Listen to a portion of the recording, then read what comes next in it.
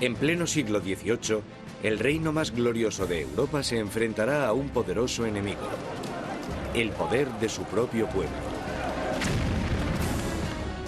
Surgirá un hombre que instará a la nación a deshacerse de un rey incompetente y de una reina odiada. Y una nueva república nacerá de la sangre de la Revolución Francesa. La Revolución Francesa. El nuevo y espeluznante aparato del doctor Guillotin se cierne sobre París como una advertencia: el castigo por desobedecer la ley y el orden. Recientemente bautizado con la sangre de los guardias del rey, pronto terminará también con la vida del rey. En agosto de 1792, con el rey destronado y la familia real metida en prisión, Robespierre y sus jacobinos están sumidos en una lucha por el control del gobierno nacional contra los girondinos, los moderados de la Asamblea. Pero en las calles de París hay un nuevo movimiento político. Como símbolo de su rechazo a la tradición aristocrática, los ciudadanos de a pie se niegan a llevar los calzones o culottes de los aristócratas. Se hacen llamar los sans-culottes, los sin calzones. Los sans-culottes se consideran los verdaderos representantes del pueblo francés, no eran de los más pobres. Solían ser artistas y tenderos bastante bien avenidos, gente de ese estilo, pero al menos trabajaban con sus propias manos. No ponerse los calzones, los culottes, para ellos simbolizaba sencillamente que no eran aristócratas, que eran gente normal. Los sans-culottes toman el control del gobierno de la ciudad de París, mientras que los jacobinos y los girondinos incitan al país a no apoyar a la Asamblea Nacional, ahora llamada la Convención. La Convención está luchando por el control del ejército francés, que está rápidamente perdiendo territorios contra Austria y Prusia. Mientras en la frontera se sigue luchando contra los enemigos, el gobierno revolucionario toma medidas enérgicas contra los enemigos de la ciudad, los traidores monárquicos que podrían poner a París en manos de los invasores. Más de 100 personas son arrestadas y metidas en prisión: curas, periodistas y hombres y mujeres de a pie. Robespierre se centra en la crisis interna, pero su amigo, el ministro de Justicia, Georges Danton, incita a todos los hombres, jóvenes y adultos a que se unan al campo de batalla. Es sociable y llamativo, todo lo que Robespierre no es. Pronto, el nombre de Danton se empieza a oír por todo París. Danton es un personaje lleno de vida, grandilocuente, un bebedor empedernido, libertino, que a pesar de pertenecer a la clase alta, al contrario que Robespierre, es capaz de identificarse totalmente con los trabajadores, de una manera que Robespierre simplemente no puede. Según se va acercando el enemigo, la convincente retórica de Danton moviliza a la gente, haciendo que muchos se decidan a acudir al frente. Hay un momento muy famoso en el que los ejércitos austríaco y prusiano les están invadiendo, y él se pone delante de la gente y grita eso de: para vencer nos hace falta audacia, más audacia y siempre audacia. Realmente es una persona capaz de dirigir a un país en la lucha contra el invasor. Es un momento extraordinario. Al irse tantos hombres al frente a luchar, París se queda indefenso, con las cárceles llenas de prisioneros políticos. Un miedo inquietante inunda la ciudad. La creciente multitud de prisioneros quizás sea difícil de contener. Marat lanza a los ciudadanos revolucionarios una propuesta sangrienta: bajar a las prisiones y matar a todos los que estén dentro. Los ejércitos extranjeros estaban acercándose a París. Si llegan a entrar en contacto en París con los enemigos de la revolución en las prisiones, entonces esto hubiera dado lugar a algo terrible desde el punto de vista de la gente. En la primera semana de septiembre llegan malas noticias del frente. Prusia ha tomado Verdun, una ciudad en el camino de París.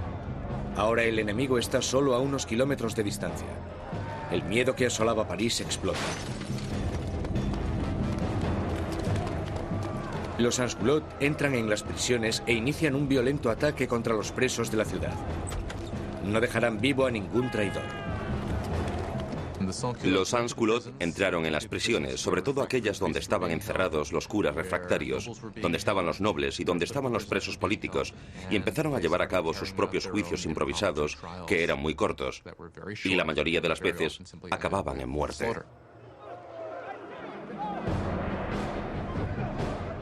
Las mujeres son violadas o mutiladas, los curas son destripados, los aristócratas descuartizados. En la primera masacre, más de 1.600 personas son asesinadas en solo unos días.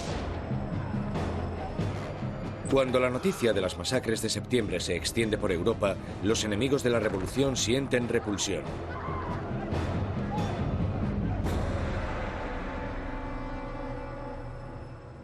Al otro lado del Canal de la Mancha, el London Times publica su repugna. ¿Son estos los derechos de los hombres? ¿Es esta la libertad de la naturaleza humana? ¿Los tiranos más salvajes que vagan a cuatro patas por los territorios inexplorados de África son incluso superiores a estos animales parisinos de dos patas? La revolución ha tomado un rumbo intolerable.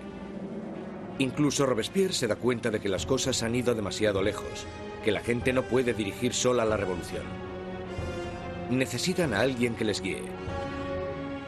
Una mano de hierro. Gracias al poder de sus palabras, el incorruptible salta a la palestra como el hombre que puede guiar a la revolución. Robespierre, que anteriormente había apoyado la monarquía constitucional, ahora cree que ya no hay sitio para un rey. Se toma una decisión trascendental. Francia llevará a juicio a su propio monarca.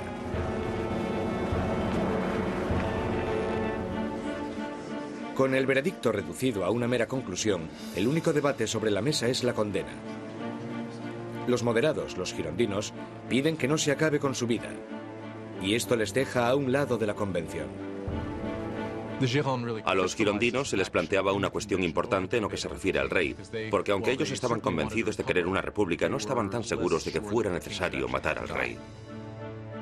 Los jacobinos, que querían la sangre del rey, superaban en número a los girondinos.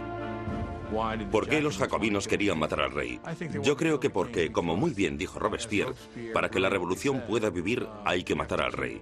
Si está bien que haya un rey, entonces algo va mal en la revolución. En todos los sistemas que existen, solo hay un castigo para la traición, y ese es la muerte. Por tanto, en ese sentido, si el rey es culpable de traicionar a su país en tiempos de guerra, entonces la conclusión es que debe sufrir la muerte de un traidor. El 20 de enero de 1793, Luis XVI es declarado culpable. Se dicta sentencia. El rey debe morir.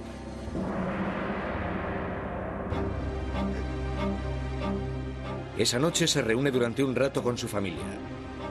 Él está calmado y entre los llantos de sus familiares les promete que volverá a la mañana siguiente para despedirse definitivamente. Pero no lo hace. No puede soportar la angustia de su familia y debe guardar fuerzas para afrontar la guillotina.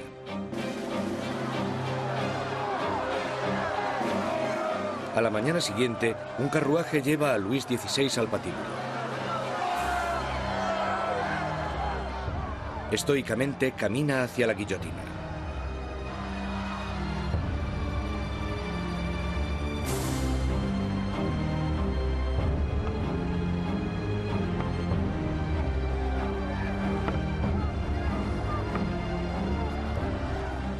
Intenta dar un discurso.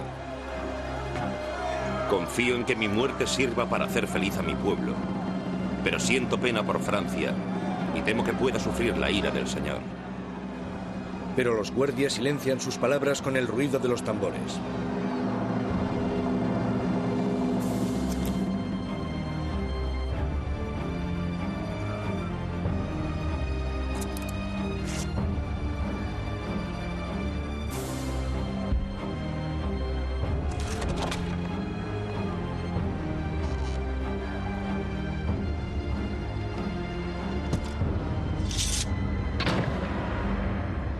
A las 10:22 de la mañana se acaba con la vida del hombre que fue rey de Francia. Desde la prisión del templo, María Antonieta oye los disparos de los cañones, anunciando la muerte de su marido. Se desploma del disgusto.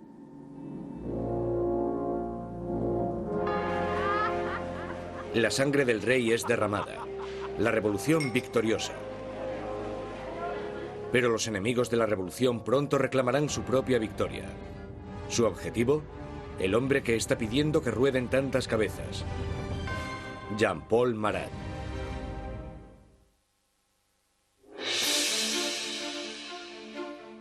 La ejecución del rey Luis XVI marca la victoria definitiva para los revolucionarios. Un momento cumbre en el que la joven nación, la República Francesa, nace literalmente de la sangre. A finales de 1792, los radicales jacobinos, por miedo a que la nueva revolución corra peligro de ser saboteada por los traidores, deciden utilizar medios cada vez más violentos. Pero los girondinos, que representan a los campesinos franceses, quieren frenar la creciente violencia por miedo a que desencadene una guerra civil. Su mayor oponente, Jean-Paul Marat, responde a los girondinos con furiosas palabras en su periódico, publicando los nombres de aquellos que él cree que están conspirando contra la revolución. Marat, que anteriormente había exigido la ejecución de 200 personas, ahora pide la de más de 200.000. Cuando observas el periodismo de Marat, te das cuenta de que tiene un principio básico que es el de ser más radical que nadie y exigir que se mate a la gente. Si observas el periodismo de Marat, todo el rato dice, con solo cortar unas cuantas cabezas todo irá bien. Y cuando las cosas no van bien, si cortas unas cuantas cabezas más, todo irá bien. De repente, los parisinos empiezan a matar a gente y Marat es el primero que quiere llevarse el mérito por eso. Pero el movimiento radical no ha llegado a todas partes. La gente de las afueras de París está furiosa con la creciente brutalidad de los jacobinos y piden que pare el derramamiento de sangre. Este mensaje llega a oídos de la encantadora Charlotte Corday, una chica provinciana sencilla pero a la vez segura de sí misma. Charlotte Corday es una mujer corriente de la ciudad de Caen que está horrorizada por las muertes que están sucediendo y quizás con razón considera que Marat es el principal responsable de todo esto. Él ha jugado un papel decisivo en el radicalismo de la revolución. La gente seguía pidiendo que rodasen cabezas. 13 de julio de 1793. Charlotte Corday llega a París. Sabe que el amigo del pueblo tiene una política de puertas abiertas y que a Marat se le puede encontrar en su casa a cualquier hora, dándose baños medicinales. Corday le visita con la excusa de que tiene una lista de traidores, de aquellos que están colaborando con los enemigos extranjeros para acabar con la revolución. Marat le pide la lista, prometiendo a Corday que los traidores serán guillotinados al día siguiente. Y cuando se la da, coge una daga, un pequeño puñal, y se lo clava en el pecho.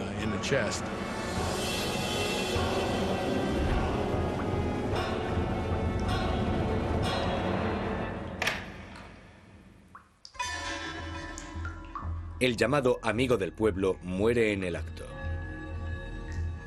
La furiosa voz de su periódico es silenciada.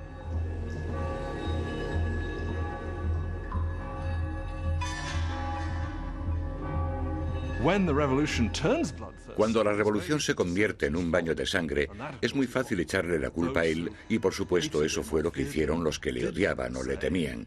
Y esa es una de las razones por las que Charlotte Corday lo asesina en 1793, porque cree que él es el responsable de muchas de las sangrientas atrocidades que han ocurrido. Corday no intenta escapar. En el juicio, declara que no está arrepentida.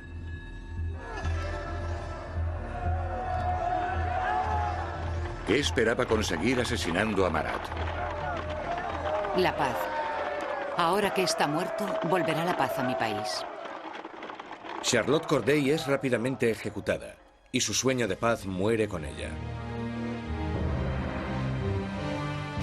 Ha matado a Marat el hombre, pero ha creado a Marat la leyenda, y su famosa muerte es retratada por un pintor revolucionario, Jacques-Louis David. Se convirtió en un mártir. Se convirtió en algo casi como una figura religiosa. Había gente que incluso le rezaba, decían corazón de Jesús, corazón de Marat. En su funeral llegaron a hacer cosas como coger el baño donde le habían matado y ponerlo en el altar casi como si fuera una especie de crucifijo. Si te fijas en el cuadro de David de la muerte de Marat, el cuerpo de Marat está colocado exactamente igual que el cuerpo de Jesús en las representaciones clásicas de la piedad, el descenso de la cruz. Así que, claramente, se está asociando a Marat con Cristo. Y Marat representa una nueva especie de Dios en la República Radical. Robespierre está celoso de la adoración por Marat, pero él, siempre tan pragmático, dirige su atención a los asuntos más urgentes. Porque aunque Marat haya muerto, sigue habiendo otros que quieren que se derrame sangre. Sangre real. La Conciergerie, la oscura antecámara de la muerte. 8 meses después de la ejecución de su marido y apenas unos días después de la ejecución de Charlotte Corday, encierran aquí a María Antonieta en una horrible celda totalmente sola. Una de las cosas más terribles que le suceden a María Antonieta es que después de la ejecución de Luis XVI, le quitan a sus hijos. Sus hijos eran lo más importante para ella y sabía que los revolucionarios someterían a su hijo a terribles torturas para que se olvidase de sus orígenes reales. Y parece que ella estaba en lo cierto. En tan solo un par de años, su hijo murió por causa del terrible abandono y las torturas a las que era sometido. María Antonieta, la que fuera una joven presumida, tiene ahora solo 38 años, pero la revolución la ha envejecido mucho más. María Antonieta era una mujer muy guapa, elegante, hasta que llegó la revolución. A partir de 1788 empezó a adelgazar. El pelo se le llenó de canas, dejó de ser coqueta y de ponerse guapa.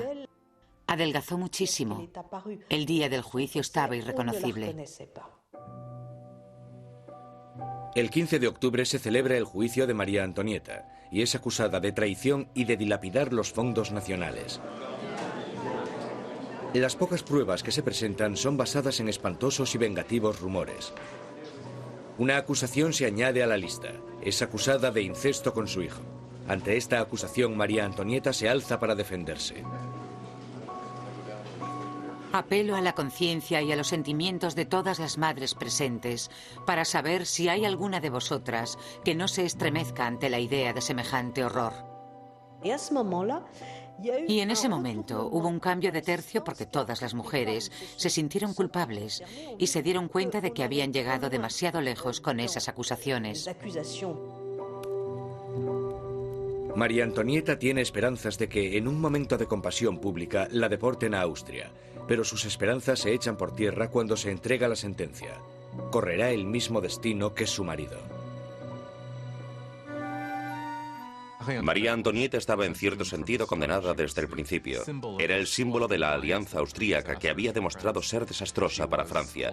Ella era, junto con su marido, el hazmerreír de la gente debido al aparente fracaso sexual de su matrimonio. Y ella era un símbolo de la cultura monárquica en una época en la que la propia cultura monárquica era vista como algo totalmente corrupto y perjudicial para el país. Así que por todas estas razones, era odiada como ninguna otra reina había sido odiada jamás. Era vilipendiada e injuriada. Desde su celda, María Antonieta escribe una última carta despidiéndose de sus hijos y de su familia, prometiendo ser valiente. Le cortan su pelo blanco y largo para prepararle para la guillotina.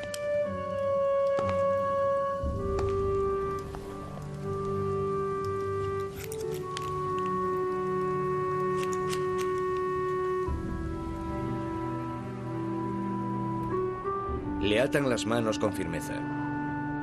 Mientras es escoltada para salir de la prisión, tiene la esperanza de que llegue un carruaje. En vez de eso, es una carreta, la carreta donde van los criminales comunes. Ella esperaba que cuando la llevasen al patíbulo recibiría el mismo tratamiento que recibió el rey, lo que suponía subir en un carruaje cerrado para que la multitud no pudiese llegar hasta ella. Pero la pusieron en una carreta abierta y la gente le gritaba todo tipo de cosas horribles, terribles amenazas. Apenas la sombra de la soberana que fue, María Antonieta mantiene su dignidad de reina mientras desfila por las calles de París.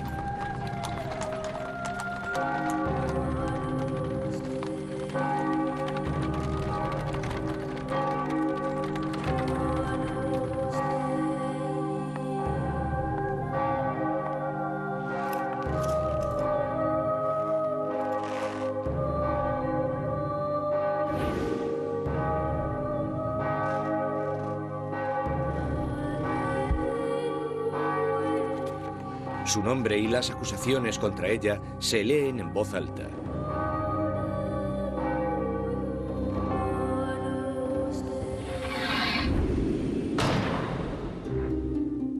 La última reina de Francia ha muerto. Varios días después, tras incontables ejecuciones, un miembro de la Convención Nacional comenta lo absurdas que son estas masacres, y sus aliados, uno detrás de otro, son guillotinados. Él dijo, la revolución es como Saturno, devora a sus propios hijos. Danton le contesta, las revoluciones, amigo mío, no son un camino de rosas. El derramamiento de sangre solo acaba de empezar.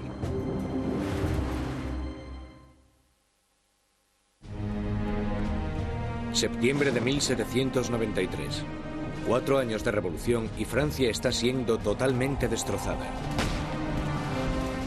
En las provincias se producen violentas insurrecciones. Y en la guerra contra Europa están perdiendo a muchos hombres. Tras sufrir una terrible derrota, los británicos toman la ciudad costera de Toulon. Europa está minando cada vez más las fronteras francesas. Francia es el país más grande y más poblado de Europa Occidental y tiene un gran poder militar. Y claro, cuando empezó la revolución, un montón de sus tradicionales enemigos y también un montón de sus tradicionales aliados pensaron, sí, esta es nuestra oportunidad, no para hacerse con algún territorio de Francia, sino para enriquecerse a su costa y debilitarla, para siempre. Francia está aislada de toda Europa. Gran Bretaña la está bloqueando y Austria y Prusia están atacándola e invadiéndola. La gente de París tiene miedo de que la victoria de la contrarrevolución dé lugar a un baño de sangre. Danton y Robespierre, los mejores oradores de la Convención, se dan cuenta de que para poder salvar la revolución tienen que atacar. Convencen a sus compañeros para establecer una nueva y amenazadora ley marcial. Es hora de que todos los franceses disfruten de una igualdad sagrada. Es el momento de imponer esta igualdad mediante leyes que hagan justicia contra los traidores y conspiradores. Haced que el terror esté a la orden del día. Esto inicia un nuevo capítulo en la revolución. Un periodo de represión violenta llamado el terror. En un increíble cambio de tercio, los revolucionarios suspenden la nueva constitución y todos los derechos que garantizaba. Se colocan policías de paisano por todo el país. Cualquier persona sospechosa de realizar actividades contrarrevolucionarias es perseguida, sometida a un juicio rápido y mandada a la guillotina. El reino del terror fue concebido como un gobierno de emergencia. Lo que ellos entendían como terror se basaba en sembrar el terror en los corazones de los enemigos de la República. Por lo tanto, digamos que o estaban muertos de miedo o eran arrestados y liquidados.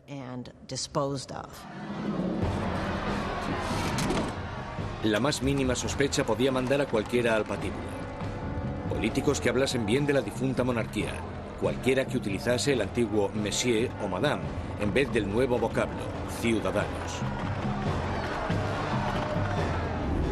El miedo llena el aire. Los vecinos denuncian a sus vecinos. El incesante movimiento de las carretas de la muerte resuena en todas las calles de París. La gente está totalmente pendiente de las ejecuciones. Saben que en París hay policías de paisano, bastantes policías de paisano por todas partes, de pie en la cola del pan, escuchando lo que las mujeres dicen y arrestándolas si no les gusta lo que oyen. Podían arrestarte por quejarte por lo caro que estaba el pan.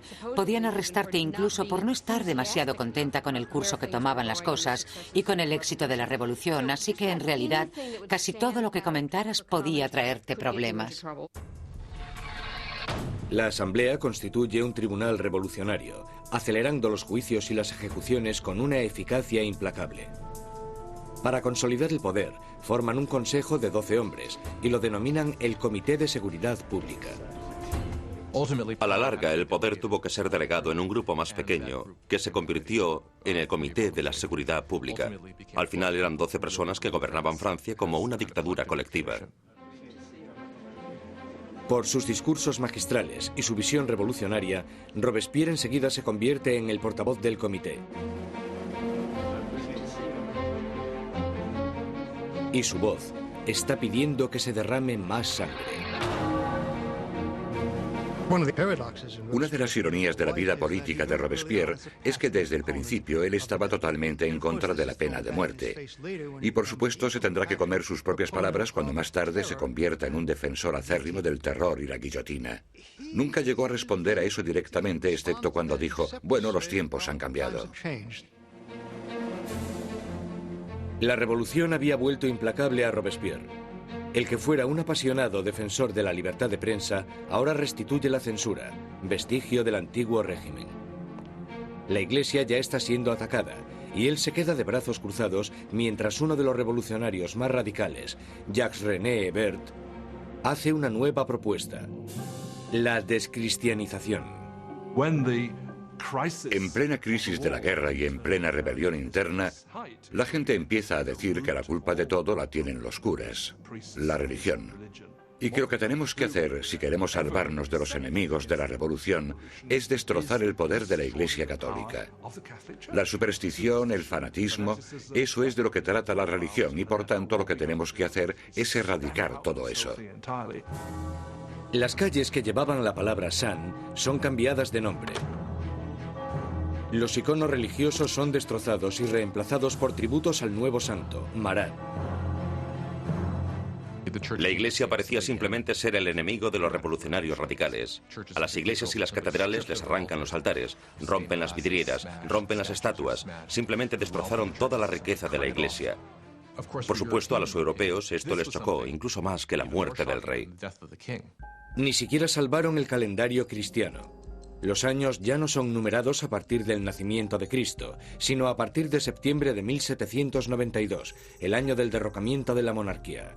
Ahora es el año 1. A los meses se les da un nuevo nombre según las estaciones. Julio se convierte en Termidor, abril en Floreal. Los meses duran 3 semanas, cada una de 10 días de duración. El calendario revolucionario seguramente fue diseñado como una especie de arma contra el cristianismo, contra la creencia cristiana. Por supuesto, al tener una semana de 10 días, la gente ya no sabría cuándo era domingo. Eso era lo que esperaban. El terror se extiende por toda Francia. Se condenan las insurrecciones con una sanguinaria e implacable crueldad. En la ciudad de Lyon, donde los contrarrevolucionarios están ganando terreno, el Comité de Seguridad Pública sienta un ejemplo brutal. Cientos de rebeldes son atados, llevados a campos y acribillados en masa.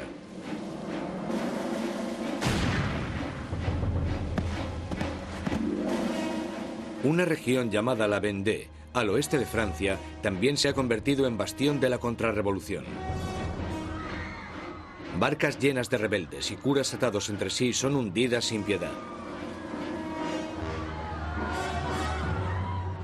Más de 100.000 personas son asesinadas solo en la zona de la Vendée. En París, la hoja de la cuchilla cae a un ritmo aún más frenético.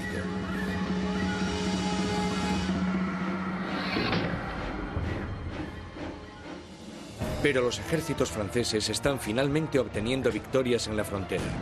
Bajo el mando de un magnífico joven comandante llamado Napoleón Bonaparte, el ejército francés obliga a la Marina británica a realizar una humillante retirada en Toulon.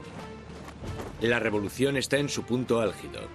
Robespierre está en su momento de más poder. Ha acabado con los enemigos de la revolución y ha asegurado su éxito sembrando el terror. Durante un tiempo, el terror fue un mecanismo muy efectivo para conseguir la unión del país, la unión del gobierno, y para luchar en lo que fue, después de todo, una guerra en varios frentes, en el frente este, en el frente norte, contra enemigos externos. Una guerra civil en la zona de la Vendée, que fue la más sangrienta de todas, y también una guerra civil contra los girondinos y otros revolucionarios en contra del gobierno. El terror había alcanzado sus objetivos, pero no se para ahí. Y no parará hasta que destruya al hombre que lo sembró. Maximilien Robespierre.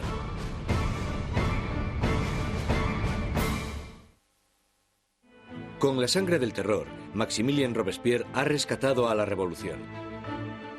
Un enérgico ejército está defendiéndose contra los ataques en la frontera, pero las dificultades internas aún no se han sofocado.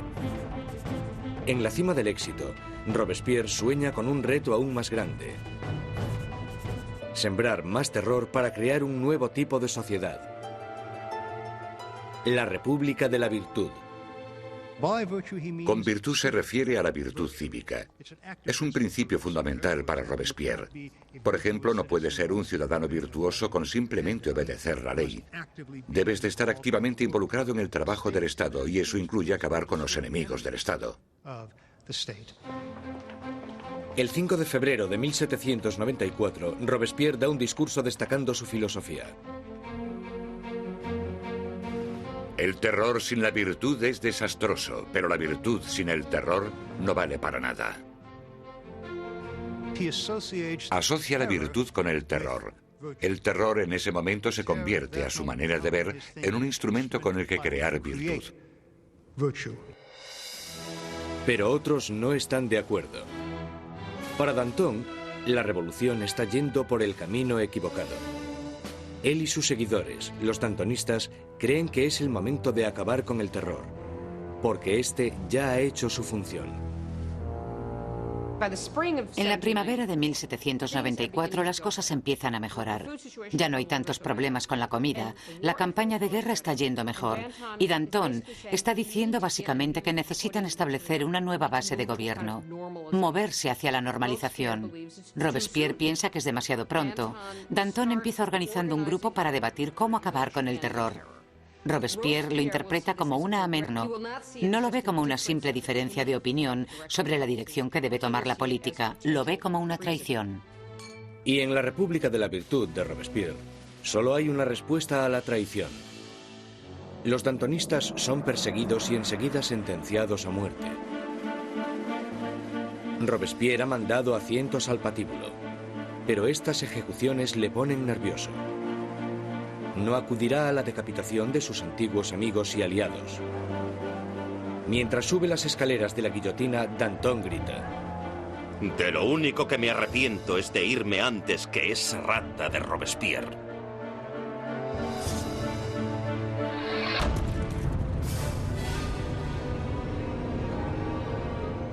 Con los dantonistas fuera de su camino, Robespierre inicia en Francia un período aún más sangriento y terrorífico: el Gran Terror. El Gran Terror es el nombre de la última fase del terror que duró desde la primavera hasta el verano de 1794. En este periodo, el ritmo de las ejecuciones empieza a aumentar de verdad, con lo que se desata el miedo, principalmente en París, aunque en todo el país empieza a aumentar de manera exponencial. Se calcula que al mes en París se realizaban 800 ejecuciones, y al final del periodo incluso más. El verdugo de París está más ocupado que nunca. Pero el 6 de junio de 1794, las carretas de la muerte dejan de sonar. La guillotina permanece silenciosa. Robespierre ha declarado un nuevo día de fiesta religiosa: el Festival del Ser Supremo. Quiere reemplazar al viejo dios católico por uno nuevo, la diosa de la razón. Dicen que Robespierre nunca apoyó las políticas ateas. Él pensaba que la gente necesitaba creer en una divinidad. y ayudó a introducir este culto que se llamaba el culto al Ser Supremo. Y creo que fue en junio de 1794 cuando se colocó este increíble escenario, con coros de gente vestida de blanco cantando, y se construyó esta especie de montaña de papel maché en el centro de París. Y en el momento más importante de la ceremonia, el propio Robespierre salió de la cima de esta montaña vestido con una toga y caminando montaña abajo. Y creo que en ese momento un montón de gente pensó, vale, ¿quién se cree que es? ¿Acaso se cree que es Dios? ¿Acaso se cree que es el rey? Mientras el Gran Terror se descontrola, los aliados de Robespierre se dan cuenta de que ha perdido totalmente el contacto con la realidad. Hay algunos que piensan que Robespierre realmente había llegado a un punto tan extremo e irracional que ya no había vuelta atrás. Unos creen que su fanatismo le ha superado y otros que simplemente se ha vuelto loco. Una vez más, Robespierre centra sus sospechas en aquellos que están cerca de él. El 27 de junio, ahora el 9 de Thermidor, aparece en la convención y da un discurso lleno de amenazas. Será el último discurso que dará. Robespierre comete un error. Anuncia que tiene una nueva lista de enemigos de la República, pero no quiere darla. Todo el mundo teme estar en ella. Y cuando al día siguiente decide hacerla pública, le arrestan antes de hablar. Un improvisado coro de voces grita a Robespierre. Él les mira en silencio. Los diputados le acusan de rebeldía e inmediatamente le retiran de la convención. Robespierre y varios de sus aliados son llevados al ayuntamiento, donde permanecen vigilados durante la noche. Por la mañana temprano se oyen disparos y los guardias corren al segundo piso. Abren las puertas y se encuentran con una escena espeluznante. Uno de los aliados de Robespierre se ha tirado por una ventana. Otro se ha pegado un tiro en la cabeza. Y a Robespierre lo encuentran semi-inconsciente, con una herida de bala en la cara y la mandíbula destrozada por un supuesto intento de suicidio. Robespierre pasa sus últimas horas de vida en la mesa del Comité de Seguridad Pública, en la misma sala desde donde había conducido el terror hasta su espantoso y sangriento final. Mientras es ridiculizado e insultado por sus antiguos aliados, Robespierre es incapaz de responder. El gran maestro de la oratoria ha sido acallado. En la Conciergerie, donde la última reina de Francia le había precedido, Robespierre se prepara para la hoja de la cuchilla nacional. Su compañero de celda, el revolucionario Saint-Just, le señala un dibujo de los derechos de los hombres y el ciudadano, y declara: por lo menos hicimos eso. Robespierre encabezó la revolución y cambió la estructura de Francia. Estableció un nuevo orden de sociedad e instauró un sistema sangriento y tiránico para asegurarse el éxito. Pero estaba destinado a ser una de las últimas víctimas de este sistema. Resulta que la gente quiere realmente acabar con el terror, pero nadie sabe cómo hacerlo. Lo único que puede acabar con el terror, y parece que en eso todos están de acuerdo, es la caída de Robespierre.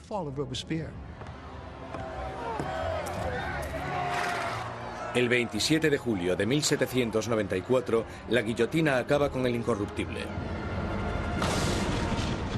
Y la última sangre del terror es derramada. El terror muere con Robespierre, pero la revolución no. Los derechos del hombre, la democracia, la nueva república. Los logros de la revolución sobrevivirán más que cualquiera de los propios revolucionarios. Francia entrará en un periodo de incertidumbre, paralizada por el miedo a otro terror, o incluso algo peor: la vuelta a la pasada monarquía opresiva. Pasarán 5 años de estancamiento, hasta que, una vez más, el poder se consolide en manos de un único hombre, Napoleón Bonaparte. Los historiadores no se ponen de acuerdo sobre cuándo terminó la revolución. Algunos creen que terminó con la subida al poder de Napoleón. Otros mantienen que la revolución continuó hasta el siglo XIX e incluso más allá. La Revolución Francesa Es un momento en el que la gente toma por primera vez las riendas de su propio destino. La idea de que los súbditos de la monarquía más antigua, más prestigiosa y más poderosa de Europa pudiesen reescribir su historia fue algo que tuvo una resonancia increíble. La revolución destruyó la antigua Europa feudal y cambió para siempre el curso de la civilización occidental. Con la Revolución Francesa surgen muchas preguntas. ¿Cuánta violencia está justificada para conseguir una sociedad mejor? ¿Tiene la gente derecho a acabar con lo que consideran un sistema injusto para reemplazarlo por lo que están convencidos en sus corazones de que es un sistema más justo? ¿Cuánta violencia está justificada para poder llevarlo a cabo? Aún hoy en día nos preguntamos todo esto. Cuando Robespierre y sus aliados estaban ocupados conduciendo a su país hacia el futuro, muchos de ellos se debieron haber preguntado cuál sería el resultado final. Más de 200 años después del nacimiento de la República Francesa, el fantasma de Robespierre está aún presente en las revoluciones. Desde Rusia hasta Vietnam, desde China a América Latina. Los experimentos franceses con la democracia han inspirado los modelos de todo el mundo. Sea donde sea que haya una tiranía, el grito pidiendo justicia perdurará para siempre. Libertad, igualdad, fraternidad. Por la revolución.